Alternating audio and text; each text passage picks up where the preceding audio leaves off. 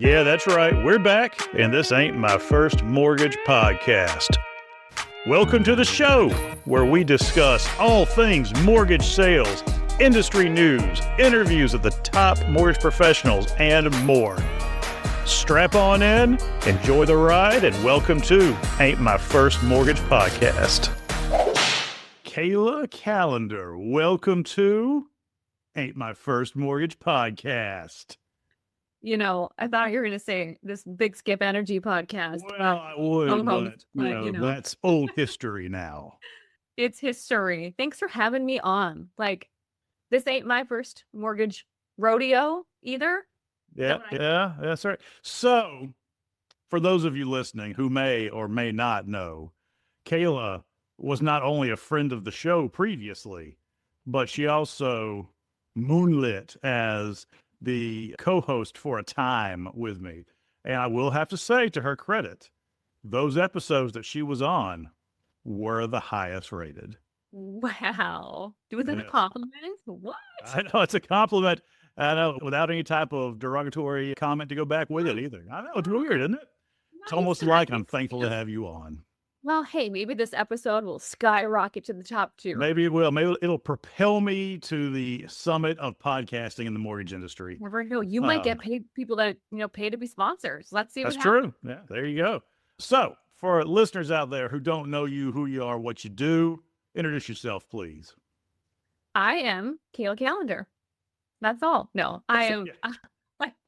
I am a mortgage lender. So I have been, as a mortgage officer for about a decade now, and have been living in Fargo, North Dakota for 20 years doing so. So it's become something that's ingrained in me, mortgage lending. It kind of just gets in your blood, just as who you are.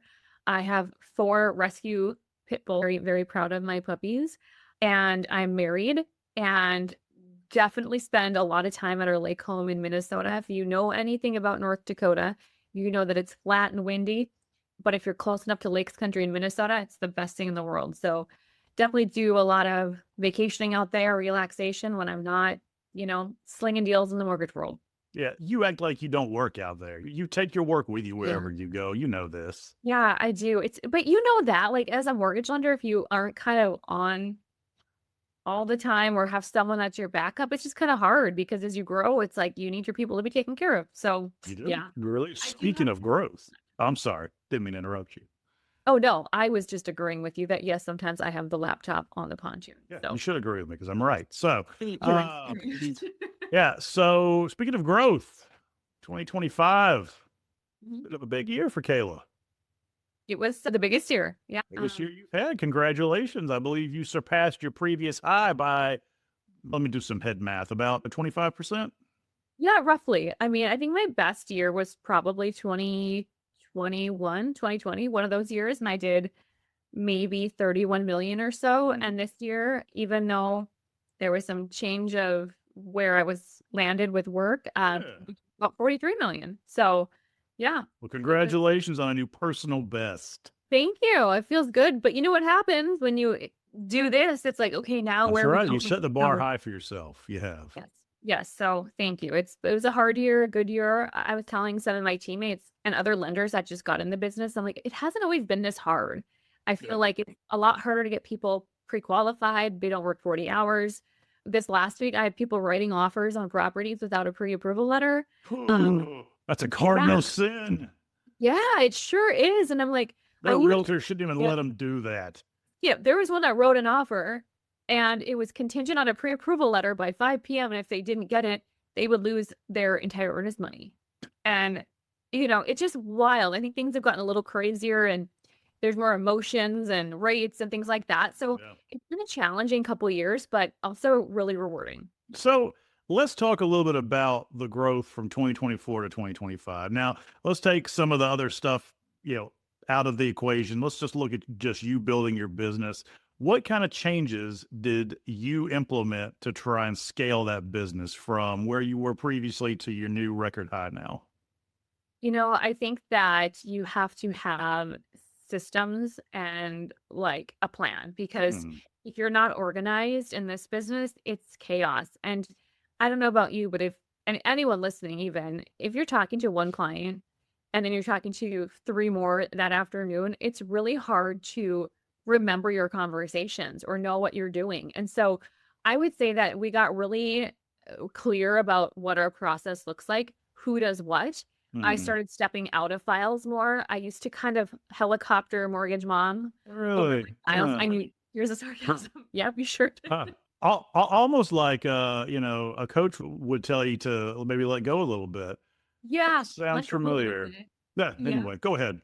I let go a little bit, but ultimately just stepping back a little bit, like what's working, what's not working, how can we be more efficient, what tools and technology or what can we make electronic? So there's a lot of focus with that, Mhm. utilizing the CRM in the right way. So there was a lot of that, but also I think being consistent was something that was helpful. I think back about how years ago, you would make a post on social media and you're like, is anything going to happen with this? Or you Mhm. would educate a borrower and you would put these things out on social. I would say the last couple of years, what I've seen is because I've stayed consistent there, that's helped me scale because I haven't given up. You know what I mean? Mhm. So, you think, okay, I created You're playing a 100 videos. long game. Yeah, it's spot on, Skip, the long game. It's like you might not see That's what social media is. I well, mean, and it has to be. And so I think my message would be to anybody that's like, gosh, I'm not getting any leads from my posts. You just never know who's watching and who's yeah. saving your post for tomorrow or a year from now. Well, that's the thing too. I mean, about social media, I think people still are a little bit intimidated by it, but it kind of goes into what I teach about the prospecting methodology and that how you hit it up from all different angles, right? Mhm. Even if someone's just taking in information from social media, there's no guarantee that what you're posting will resound with them. That's why you have to do it consistently and vary your content because you just never know when something's going to trigger that thought that they need to either reach out to you or respond to a post or whatever the case is, right? Right. Not everybody's buying a house or refinancing a property today. They might be Right. a year or 3 years out, but if you stay consistent and play that long game, they're going to think of you before they think of anybody else, whether they're a first time buyer or repeat. So Hmm. So going back to what you said a minute ago, though, so a couple of things you attribute to it would be having strong systems in place and being consistent, not just with social media, but with everything and how you apply it and your efforts going through that. So, I'm familiar with your bank and what you have at your fingertips and that kind of thing. What would you say? Because y'all have what you need to be successful, but I wouldn't say that y'all are like cutting edge as far as having every little piece of mortgage tech out there, right? And I'm not saying that as a derogatory statement. Actually, I'm a big believer that you don't need every shiny object. What would you say to people that say, "Hey, you know what? If I just had X, Y, or Z piece of tech, then I would go from 10 million to 20 million or whatever else." I'm kind of curious to hear what you'd say about that. I would say a piece of tech that I've implemented is Rudder. Hmm. Rudder is better. So Rudder is a tool for you to be able to see your own activity and how you've performed and loans you've done and Yeah. what realtors you've worked with, but also to see what any other realtor or loan officer in the nation has done. I think that there were times where I was probably spending too much time with people that weren't doing much business and I Oh, didn't for know that. sure. I don't how do you know that, right? Like that you see posts online and you're like, "Oh wow, they're constantly at open houses. They must be crushing it." Yeah. I No. think the goal is quality over quantity Yeah. because the more you work with people in this job that have done multiple reps, the smoother the transaction.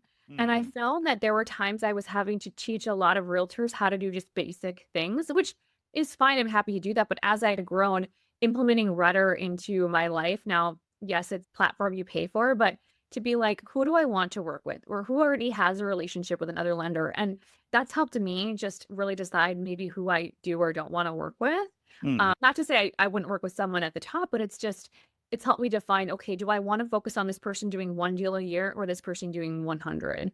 So Yeah. that's Yeah. really helpful. Well, so yeah, and that's great. And obviously Rudder's got a great product. Mhm. I like it as well. I'm an MMI guy too, though. So it's like, I'm always button heads, whatever. But what I was really going for there is I wanted you to kind of comment on, is it a valid excuse for not being where you want to be because you may work for a company that doesn't necessarily invest in every single piece of mortgage technology that's out there? It's tough to say because I think that you can Oh, really come on. Come I think you on. I think you can really spin your wheels on Yeah. things if you don't have at least some functionality in your company. Yeah. I think about refinances right now. What tools do you have as a mortgage lender? I don't care if it's a spreadsheet. I don't care if it's Mortgage Coach. But if you're typing things out in an email, don't get me wrong, there's nothing wrong with that. Easy peasy lemon squeezy, simple. Sure. But it's harder for a client to digest unless it's more visual. So I think that in general, like if you don't have something provided to you by your organization, try to find a way around it to make something of your own or ask other lenders, hey, what do you use? I've asked other lenders, hey, what are you using for your refinances? And I've had 10 of them say, hey, this is a spreadsheet I've created. So I think that, yes, it's great to have bells and whistles, but you also probably might pay for that in your Yeah, I mean, you need a baseline, and that wasn't really what I was Yeah. going for there. I was really kind of trying to get you to say that, that you don't need every single shiny new object out there, but you do at least have to have a baseline to be successful today. You do, but I know that there are some companies, Skip, that don't have anything. Oh, yeah, Where well, that's a different topic, though. I mean, living in the Stone Age is different than trying to go out there and get every new. It's like you always see the guy out there with the brand new iPhone, the Apple Watch, got the VR thing. Like, you don't need all that, right? No. But you do have to have a baseline of solid tech. And so, your tech stack's obviously important. But yeah, because what you said earlier about having good, consistent processes in place, you can do that without having everything. Obviously, you got to have some of it. But I just want to really encourage listeners out there, especially the originators, that you can get where you want to be without having to have all the bells and whistles. Now, if you don't have anything, that's a different topic, right? That's a different discussion. But don't lean on that as a crutch for not getting where you want to go. All right. Well, there's always ways to work around it. I mean, the tools out there that you can create on your own. I mean, truthfully, there's so many out there, and there's so many like coaching programs and things that you can rely on, and just from scripting to, hey, how do you do this, or group coaching. I know that I struggled with, hey, how do you approach this situation? I think having like a community around you of people, whether it's other loan officers or coaches or people in the business, hey, what are you doing for this? To Yeah. me, that has been incredible. Is Yeah. what are you doing? How are you utilizing this? What are you saying? I like it. I like it. Mhm. So let's shift it to social media real quick. All right. So, If you insist. yeah, I know. Without going through all the stuff, because we could talk for hours just on social media stuff. But, if you are an LO right now who is wanting to get more onto social media, what do you recommend? What are the top 3 things that you would recommend to an LO to do on social right now? As far as, type of posts, timing, consistency, that kind of stuff. What are your best practices? I think that you have to decide what you want to share with the world. Some people really lean into products, not me. I don't think that you should be just hopping on and sharing, here are all the flyers that my marketing team made that people don't understand because they're underwriting guidelines. So that's what not to do. I think though that some people go back and forth with, do I post about business or do I post about personal? My first recommendation is don't have 2 separate accounts. Just show up as you on LinkedIn, on Instagram, on Facebook, TikTok, if you must. Now, If you must. because I know there's some controversy there. Show up as you. If you notice, I don't just post about mortgage. I post about my dogs. I post about my life, because people want to do business with people they know and who are approachable as well. Yeah. And so what makes you more approachable than just being, versus That's the biggest differentiator out there, the fact that you're yourself. So it is. And I think a lot of people question, like, what do I do? And I don't want to show this on my stories. I'm like, you should show that you're coaching your son's soccer game. yeah. You should show up that you're volunteering at the animal shelter. So I would say that would be a huge thing, is just show up as you. I know, and people still ask me this, do I do 2 separate ones? No, do one. And then I would say focus on stories. A lot of people just show up again with programs and closing, but like share the story of how you helped a client. Show up on video, share a carousel. Carousels are starting to gain more traction lately. Yeah. People like to read, but video, people can hear your tone. So I would say mix it up, do some video, do some carousels, and ultimately like show up in stories, because that's where people get to know you. Yeah, I agree with that completely. Mm-hmm. Okay, so I'm going to really put you out here for this one, okay? Oh, goody. Okay. So I do want to ask you about this, though, because this gets brought up, especially when it comes to social media a lot. Now, Kayla, a lot of times I hear things because I use you as an example oftentimes for social media training. I show your stats, your links to your posts, that kind of thing. And I get a pushback a lot of times, especially from women that says, well, Kayla's just got pretty privilege. Oh, And wow. so what's that? Pretty privilege. Pretty privilege. And I said, are you saying that she's just successful on there because of the way that she appears and looks? And I said, well, yeah, I mean, better looking people are going to be better on social media. I said, well, how do you explain then that her biggest posts are ones that don't necessarily have her in it, like the dogs, for example? And so can you comment on that? And is that something that you have struggled with on social, or, is that simply just a cop out to not get on there and be like, oh, I can't do it because I don't look like her? I think it can go many ways. You could say, oh, she's female, or oh, it's a guy, or oh, she's president, or oh, she has a big following because she also is in this city. I think that you should just ultimately do a little bit of deep inner work if you're saying things like that. Because at the end of the day, it doesn't matter if someone has something someone else doesn't. Maybe someone has a lot of money and they're paying for followers. I think that you can make a lot of I excuses. got better uses for money than buying my followers. Just have Yeah, well, you'd be anyway. surprised. Yeah. You'd be surprised. I think there's a lot of things that you could say, but I could also say that some of the most successful accounts that I follow are dudes. Yeah. And Actually, if you look at the top ones, Brian View puts out that list every year. Yeah. It's mostly men at the top of that list. Anthony Casa. I'm just like, I'm not like, dang, Anthony Casa's so cute, or like Brian View. Gosh, Brian's only successful because he's handsome. Like, to me, that is a total cop out. Yeah. And I put that into the excuses for like somebody who doesn't want to do it is going to say, well, I can't do it because of this. I think it's similar to any type of thing. Like, oh, I don't want to go to the gym because I'm not athletic, or, it's that old talent is overrated argument. It's like people say, oh, they just have God-given talent. Well, you know what? They may have a little bit, but you don't see all the other work that holds up what's going on behind that. It's the same thing, with social media, right? You don't see the grind that it takes to actually put the content out there, to actually do it consistently and that kind of thing. And so I try and take all excuses off the table, but that's one that I've heard before, and you and I have never really talked about that. And so that's why I wanted to bring that up. Way to throw it out there in a podcast.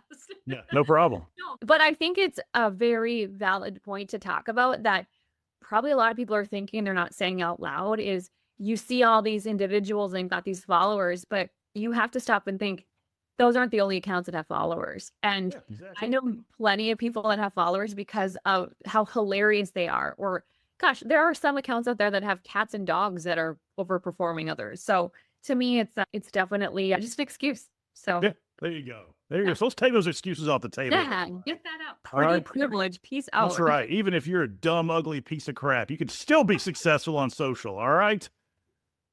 There it is. Can we just start the podcast with that comment? I might use that as like the teaser sound. All right. You should. I should. What are you waiting for? Yeah, it has to go with what's your purpose in posting, and what's your purpose in ingesting as well. Are you trying to learn? Are you trying to get to know? Or are you just going out there looking for something stupid, mindless, pretty, funny, whatever it happens to be? Well, I like this. What are you trying to ingest? Because if you stop and listen to what Kayla's saying, are you learning something? Are you gaining confidence? Yeah. Or are you just feeling resentful because of whoever's you're seeing? Like, shut your eyes. I'm not as pretty as I'm not as muscular as he is. I'm not we as all have those rich as they thoughts. are. We all have those thoughts. That's the thing. Is like, at least we totally do. It's just all in how we handle them, though, right? Yeah. So, anything else on that before we wrap up? Yeah, I don't think so. Okay. All right. Cool. Good to know, though. Yeah. All right. So to end, we're gonna do a little trivia. Don't ask. Okay. But it's gonna be Fargo, North Dakota trivia. Okay. Let's see how well you know your town. All right. Oh, gosh. Let's see. Okay, I'll start off easy. What, Oh gosh, dude. what's the capital of North Dakota? Bismarck. Okay. Let's see. Okay, all done. No.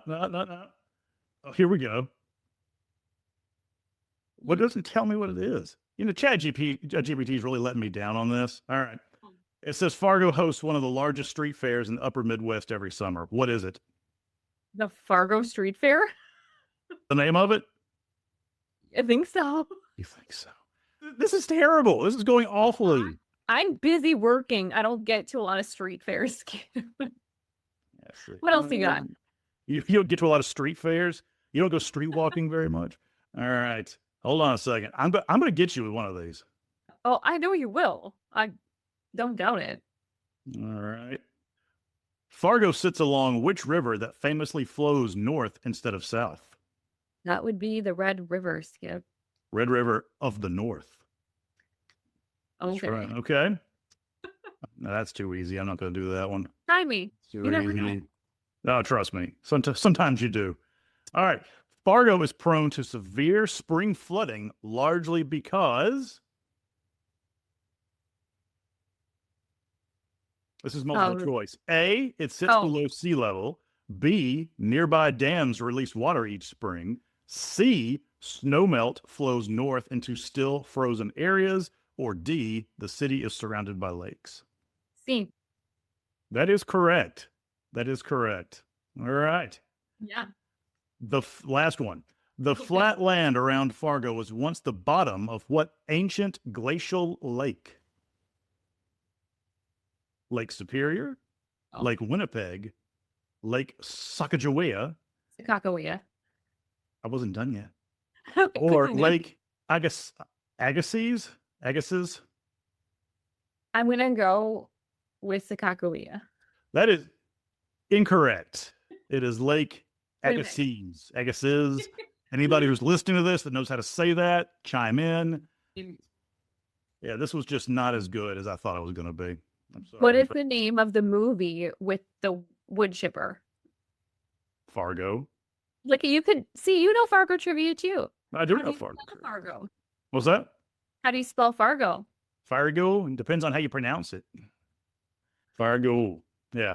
Fargo. It's actually PHARPEIUX. Yeah, exactly. Ridiculous. So, all right, Kayla, people want to get in touch with you, learn more about you. Where should they go? What should they do? I just tell people to Google me, Kayla Kallander with a K, and you'll find all the ways. So, Kayla Kallander Mortgage, Kayla Kallander on LinkedIn, Kayla. Yeah, you're easy to find. You're easy to find. All right, Kayla, I appreciate it. Thank you so much for coming on the show. And of course, we'll talk to you soon. All right. My first mortgage podcast. I'm glad I've got that on recording. You can use this for any type of content. Oh, I'm going to use that for all kinds of things. You're welcome. Thanks again.